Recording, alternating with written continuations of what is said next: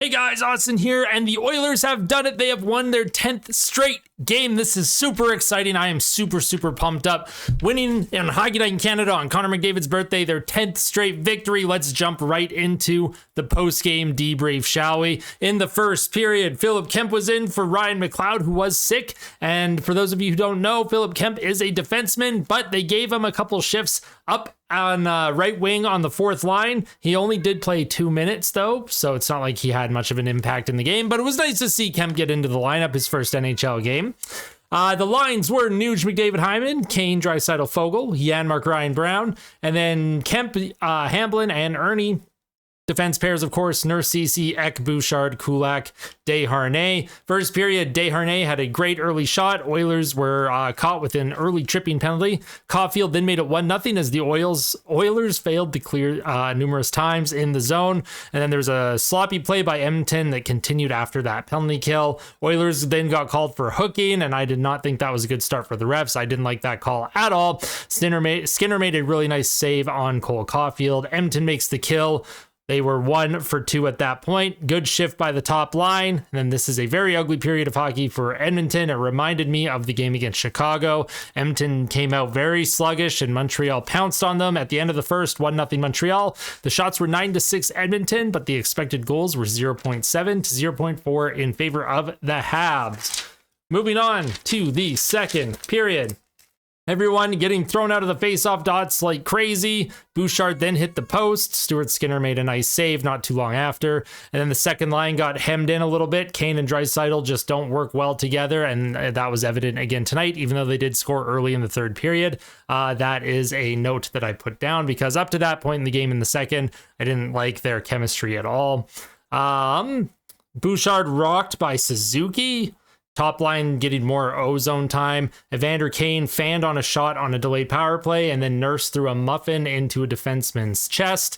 Oilers got a power play. They had multiple looks and chances, but could not convert. They did not score on the power play.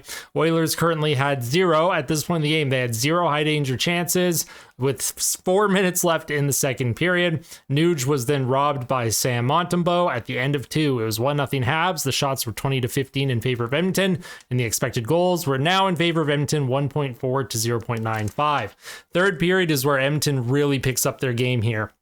The Oilers tied the game early on from Leon Draisaitl. It was challenged by Martin St. Louis for interference on the goalie. However, the call stood on the ice. Now, Edmonton had another power play after tying the game at 1. Then the Oilers were pressing. Then Edmonton took a penalty for actual goalie interference. Connor McDavid got a little too close to Montembeault. Fogle hit the post on the 4-on-4, and then Brown was stopped on a partial breakaway. And I was jumping out of my seat. I was so excited for Connor Brown. I really hoped he was going to score that, but he did not. And there was a ton of action. Both teams came out for the third period. They got shot out of a cannon compared to how the first 2 periods were played. And then Evans took a penalty on McDavid, another Oilers power play. Nuge threw it away on the cycle. Not enough urgency on the power play in my mind. Up to that point, they were 0 for 3. Kane giveaway almost leads to a Habs goal. And then Kane with another giveaway on his next shift led to Fogle taking a penalty for tripping. It was a good kill for Edmonton, though. They were 3 for 4 on the penalty kill up to that point in the game. The Oilers continued to press, but Montembeault was shutting the door. And then with 1:49 to go, Edmontons were gifted a power play, but they did not convert. They were 0 for 4 early into the sudden death overtime. End of the third period, score was 1-1. Shots were 41-23 in favor of Edmonton. The expected goals were 3.7 to 1.8 in favor of the Oilers. The Oilers had almost 2 expected goals in the third period. They were really pressing the issue. In overtime, Darnell Nurse draws a high sticking call. As we all know, he was the one that scored the game winner against Detroit. And now tonight, he drew the penalty that led to the game winner. So Darnell Nurse, let's just keep throwing him out in overtime. We love to see that. I wrote, we need this power play to find a way to win this game. Bouchard with an absolute rocket from Connor McDavid and Leon Draisaitl seals the 10th straight victory for Edmonton. That is a franchise record. Not even Wayne Gretzky and the boys can say that they ever won 10 straight games. Good for Edmonton. They continue their win streak. They continue their climb in the Western Conference standings. You absolutely love to see it.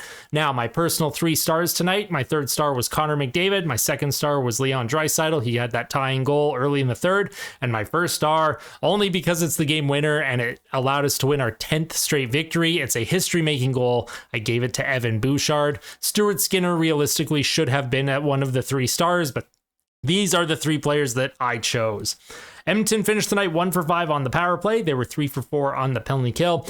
Skinner stopped 23 of 24 shots, and he had 0.83 goal save above expected. Stuart Skinner has been doing his job for weeks now. We love to see it. The kid has been playing phenomenal hockey. He is a starter at the NHL level, and I'm very happy and very lucky that we have him right now in Edmonton.